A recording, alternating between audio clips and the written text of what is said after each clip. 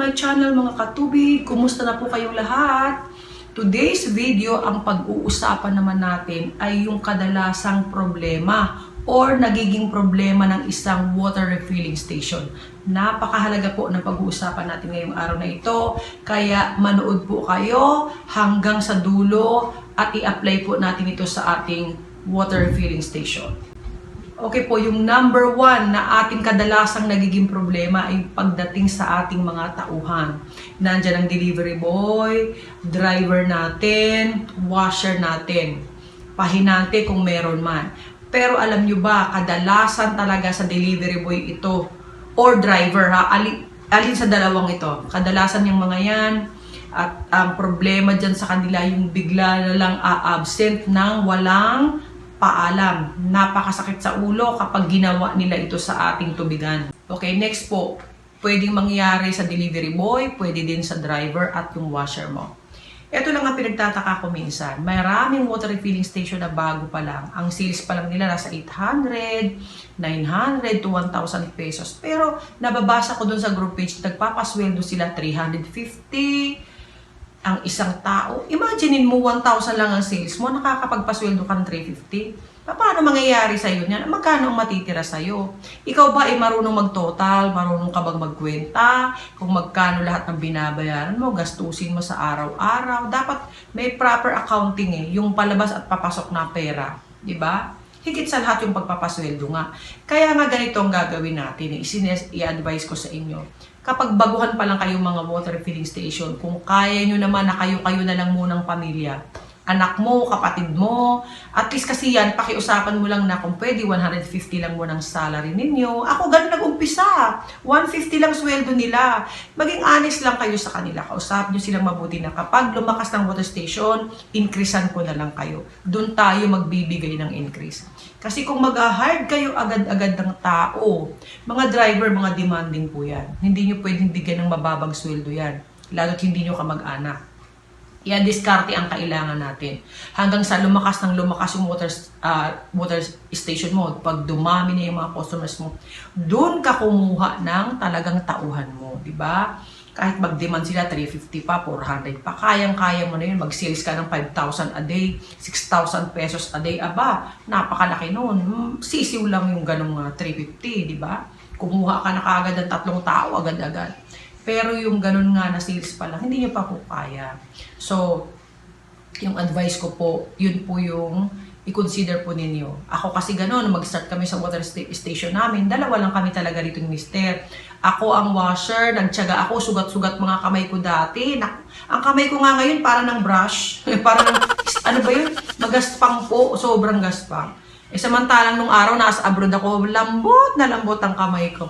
Kasi microphone lang ang hawak ko 'di ba? Nasa hotel kami nakatira. Nung nag-water station na ako, wala na. Parang nang scrub yung kamay ko Pero ganun talaga Si Mr. ang delivery boy noon, refiller pa siya. Wala pa kaming e-bike noon. Kariton pa lang, nag-start kami. Yun yung sinasabi ko sa inyo na pag nag-uumpisa kayo, kayo-kayo na lang muna. Hanggang sa mapalago ninyo. Okay, na-experience mo na ba yung ganitong sitwasyon na yung delivery boy mo or driver bigla na lang hindi papasok? Wala man lang pasabi, wala man lang paalam. Kung kailan pa naman busy. Ako sa akin, maraming beses nang nangyari, sa totoo lang. Kaya sobrang stress ko at hindi ko maiwasang hindi magalit. Tao lang tayo, di ba? Nagagalit po tayo, lalo pagdating sa ating negosyo. Yung ganitong mga bagay na miniting mo na sa kanila, ilang beses mo na silang binriefing, pero ganun pa rin ang gagawin sa iyo. So ano ang dapat natin gawin kapag ganito ang na-encounter po ninyo? Ang dapat natin gawin ay kausapin natin sila ng masinsinan. I-meeting kagad natin yung tao mong gumagawa nito. Ako, kung sa akin to nangyari or nangyari na nga dati, warning agad sila. Kasi ako ayoko yung paulit-ulit na gagawin nila to sa water station ko dahil ito ay negosyo. Meron tayong obligasyon sa ating mga customers. Hindi pwedeng mawalan ng tao ang tubigan natin. So, briefing sila agad at warning kapag umulit, nasa sa inyo na. Actually, marami sa panahon ngayon, marami pong naghahanap ng trabaho. Hindi lang sila yung pwedeng magtrabaho dito. Kaya kapag ganyan ang tauhan mo, palitan nyo na agad. Pag hindi sumunod, umulit-ulit, palitan na po agad. Mag-hire na po ng panibago. Kaysa pa ulit-ulit kang mag-i-stress at makukonsumi sa kanila. Kaya napakahalaga sa ating may-ari ng tubigan na alamin natin yung ating mga customers kung sino-sino sila, saan dinideliver yung tubig. Alam nyo bawat sulok niyan para pag dumating yung time na hindi sila pumasok, hindi mapipila yung negosyo mo. Tatakbo pa rin ang negosyo mo kahit wala sila. Yun yung kailangan nating pag-aralan. Okay, so ang tanong naman ganito, paano naman Tita Alice kung wala naman akong mister? Halimbawa yung asawa ko nasa abroad or single ako. Okay, so mahirap para sa aking water filling station. Walang lalaki dito sa aking tubigan. Okay, ang maa-advise ko dyan ganito. Huwag kayong magninegosyo ng tubigan kung walang lalaki sa loob. Example, wala kayong asawa, nasa abroad, nasa malayo sila. So, dapat meron at meron kang kaagapay dyan na lalaki. Dahil mabigat po ang container. Sino magbubuhat? Ikaw. Hindi mo yan kayang buhatin. Tayong mga babae. So, ang sinasabi kong lalaki sa loob ng water refilling station, pwedeng kapatid mo, pwedeng anak mo, pwedeng pamangkin mo. Kamag-anak po ninyo kung wala kang asawa. So, kasi ang negosyo nating ito, hindi ito madali. Tulad ng nasabi ko, kapag hindi pumasok ang tao mo, saan mo i-deliver yan? Paano ang gagawin natin? Kaya i-briefing nyo na yung mga kamag-anakan ninyo kung paano yung mga gagawin dito sa water refilling station na to. Yung number 2 na kadalasan nating problema ay pagdating naman sa ating mga customers na pasaway. So alam nyo na, napakarami niyan. Kapag inisa-isa ko yan, kulang ang isang oras na vlog ko, sa totoo lang. Kaya pipili lang po tayo ng 3. Ibig sabihin, 3 nagiging problema natin pagdating sa customers. Okay, ang pinakapanalo dito, nako, yung mga customers natin na nagmamadaling umigib. Diba? Ako palaging ganyan, na-encounter yan. Mag-text sa akin, suki ko pa man din yan. Paigib po kami, pakuha na po yung galon dito. Ngayon na kasi aalis po ako. E di siyempre, ura-urada naman kami. Kuha na kagad ng galon. Eto na, kapag dineliver na si tubig, nawawala na ang customer. Andyan sasabihin ng anak, may pinuntahan sa palengke, andyan merong kinuha saglit, pahirapan ng maningil. Okay, babalikan ngayon ng delivery boy natin sa hapon. Pagbalik, wala pa rin. Alam nyo kapag ganyan, napapailing na lang ako. Pero sa totoo lang, kailangan talaga ang pasensya pahabain. Pahabain talaga at kausapin na sila. Ako ganun kasi ginagawa ko. Tinitext ko na kaagad na pasensya na po, pero sa susunod sana, kapag diniliver yung tubig, paiwan na lang po sa mga bata. Maganda naman ang approach natin kailangan, para hindi rin sila masaktan. Okay. Pangalawang problema sa mga customers, yung mema. Alam niyo ibig sabihin ng mema? Mema sabi lang, mema pintas lang. Nako, ang dami niyan.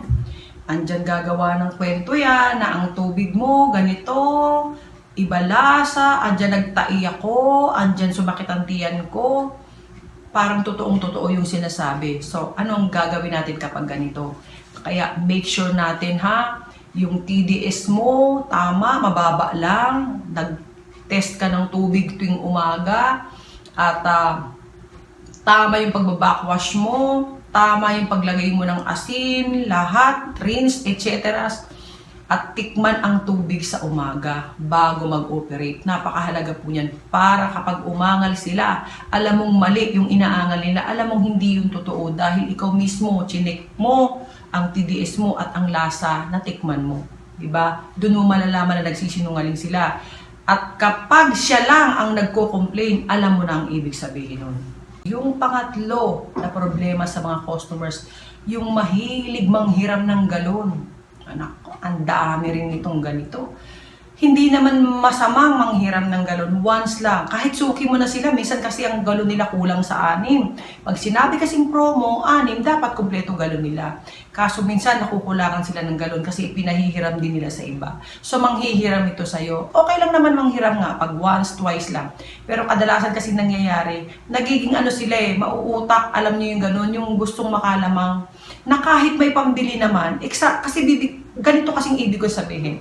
Kadalasan sa ating mga resellers, may kita yan sila, malaki ang kita nila sa tubig. Sa 6 na tubig or sa 12 tubig, 12 galon, di ba? May kita silang 100 pesos dyan, pagpalagay mo 10 plus 1 or 10 plus 2 100 pesos ang kita nila dyan. Ang laki ng kita nila. Wala silang ibang binabayaran, di ba? Hindi katulad natin. Pero takot na takot bumili ng sarili nilang galon. Bakit? Kasi nga gusto nilang makalamang lang sa ating water refilling station. Makaisa ba? Alam niyo na ibig sabihin nun? Na napaka-unfair para sa atin. Tayo, labas ng puhunan, pambili ng galon, tapos sila hiram lang ng hiram. Alam niyo yung ginagawa ko sa ganyan? Talagang pinupush ko silang bumili ng galon. Kaya ang ginagawa ko, katulad ng nasabi ko dun sa mga vlogs ko, na pinapahulugan ko sa kanila yung container para maobliga silang bumili, at kinakausap ko talaga sila na mas maganda may sarili kayong galon. Kasi kung may sarili kang galon, anytime ka umigib sa iba, pwede, choice mo. Walang pipigil sa'yo sa pag-igib mo sa iba. Unlike yung nanghiram ka sa akin lahat ng galon, nakamonitor ka, na dapat ako lang magsusupply sa'yo ng tubig, hindi ka pwedeng mag-igib sa iba. Yun ang dapat nating ipaliwanag sa ating mga customers na ganito. So kaya kilalanin nating mabuti yung ating mga customers dahil sa una pa lang makikilala nyo na sila. Kung sino yung galante, kung sino yung maisip. Alam nyo, yung mga ganitong term, pasensya na kayo sa mga term na ginagamit ko. Dahil totoo talaga yun. Maraming customers ang mapanlamang. Kaya huwag kayong papayag na gagawin nila ito sa atin. Tulad ng sinabi ko at uulitin ko po, tayo walang humpay ang paglabas ng puhunan natin sa galon. Grabe, next vlog ko, i-share ko sa inyo kung ilang galon na ang naipalabas ko at nabili ko. Nung simula nung mag-umpisa ako sa water refilling station na to. Dapat may inventory tayo pagdating sa mga galon para alam natin kung magkano na nailabas nating puhunan dito. Next na problema natin ngayon sa tubigan, yung price war. Naku po, ito na ang pinakamatinding problema natin ngayon. Yung bagsakan presyo dito, bagsakan presyo doon.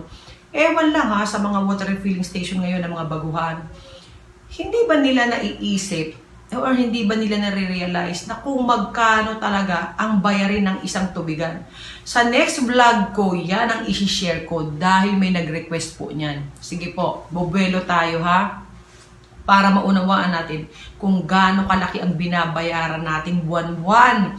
May yearly expenses tayo, meron tayong monthly expenses, meron tayong extra expenses.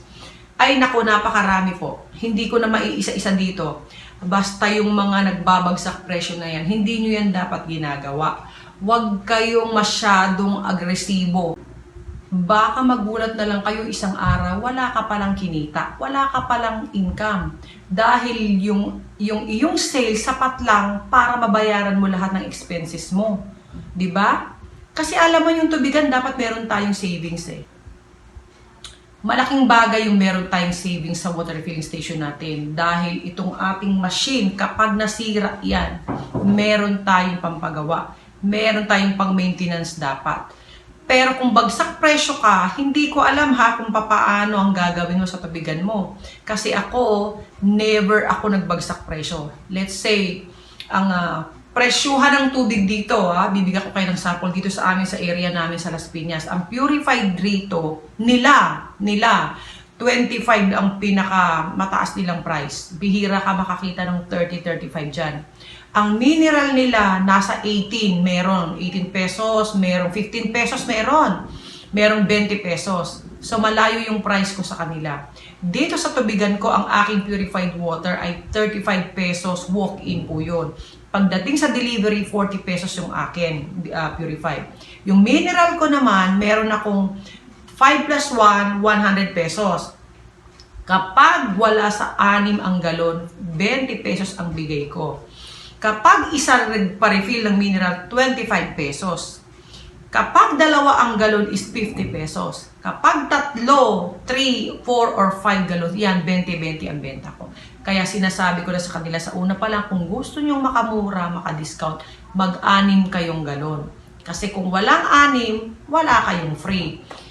Yon ang aking price dito sa tubigan. Alam niyo, sa totoo lang mahabang kwento. Pero matagal ako talaga nagkaroon ng suki ng mga customers dahil nga sa presyo ko. Never ako nagbagsak ng presyo. Ba't ako magbabagsak ng presyo? Sa dami ng bayarin ko, kwentado ko lahat ng bayarin ko Hindi ako kikita kung magbabagsak presyo ko. Okay lang na mabagal, katwiran ko, okay lang na mabagal. Kahit hindi ganun karami agad ang naging customers ko nung una kong taon. Okay lang yan. Hindi naman pabilisan yan eh. Ang mahalaga yung hindi ka nakikipagpaligsahan sa kanila pagdating sa presyohan na yan. Eh kita mo naman ngayon, magti 3 years na ako, biglang dumami ang mga customers ko. Alam nyo, hindi sa tubig, hindi sa presyo ng tubig, kundi pasarapan ng tubig. Sa service, sa linis ng tubig, linis ng galon, linis ng water refilling station, sa mga tauhan mo. Nakapackage po kasi yan eh. Yan ang hahabulin sa atin. Tandaan po natin ha. Kailangan natin pasarapin ng tubig. Ang ating service kailangan almost perfect ninyo. Wala silang masisilip na buta sa inyo kahit isa. Dahil kapag ang tubig ninyo may lasa, nagkakaroon ng ibang lasa, naku po, wag na kayong umasa na hahabulin kayo ng customers. Hindi nila tayo hahabulin. Ang labanan ng water station ngayon, pasarapan lang ng tubig. Magkakaiba tayong lasa. So kung meron kayong tanong pagdating dyan, mag-PM lang kayo or mag-comment down below po tayo. Actually, madali lang naman talagang pasarapin ng tubig eh. Hindi naman mahirap. Ang next po, yung pag nasiraan tayo ng machine. Naku po, eto talaga ang magbibigay sa atin ng sakit ng ulo. Dahil mahal magpagawa ng ating machine kapag binasira dyan. Kami so far naman, magti 3 years na, wala namang kaming na-encounter na ganito dahil pinaka-iingat-ingatan namin talaga namin ang aming machine sa awa naman ng Diyos. Nasa pag-iingat lang po talaga natin yan. Yung mga switch niyan, yung UV light niyan, may tamang mga paggamit, tamang pagbabakwas, at yung pagpihit-pihit dyan. Siyempre, kailangan po madahan lang. Wag yung parang ginigiba mo na yung machine mo. At yung napaka-importante ay meron tayong savings. Napakahalaga po niyan. Kailangan meron. Para saan ba yung savings natin na yan? Diba? Nilalaan natin yan para sa ating maintenance. Hindi lang yan. Minsan may mga emergency tayo. Ako maraming beses ko na na-encounter, nasiraan ako ng kariton, yung gulong, nasa kasagsagang kami ng operation, andyan natanggal ang gulong, andyan, nung panahon na yan, dadalawa lang yung kariton ko. Diba? So nasira yung isa, yun pa naman yung anima ng madalas masira. Paano kung wala kang pera? Mahal din ang gulong, alam nyo ba? Bumibili kami ng gulong, 450 ang isa. Minsan nasisira, 2, 3. Minsan naman yung bearing niya, nasisira. Magkano isang bearing? 100. Babayad mo sa gagawa, magkano? Sobrang gastos talaga, hindi talaga biro. Kaya napakahalaga na meron tayong savings. Diyan natin inilalaan para sa ating mga gamit dito sa water refilling station. Kaya tayo nagnenegosyo ng tubigan para kumita, para magkaroon ng savings, at higit sa lahat, makapagpa-upgrade tayo ng water refilling station. Huwag tayong pumayag na ito lang yung ating tubigan. So mag-wish din tayo, mangarap tayo na isang araw magkakaroon tayo ng branch. Diba? Magiging branches na yan. Dadami yan. Ako ganun eh. Sana next year po, ako magkaroon na po ako ng branch ng Alcris. Pinapanalangin ko po palagi yan. At saka talaga napakahalaga sa negosyo natin ito. Pakaingatan natin yung ating negosyo. Lahat po ng binanggit ko dito, sana po makatulong ito sa atin. No? I-apply natin. Lahat ng na-share ko ngayon, i-apply po natin. Okay, yung panghuli natin, yung may lasa ang tubig. Ito yung kadalasan ding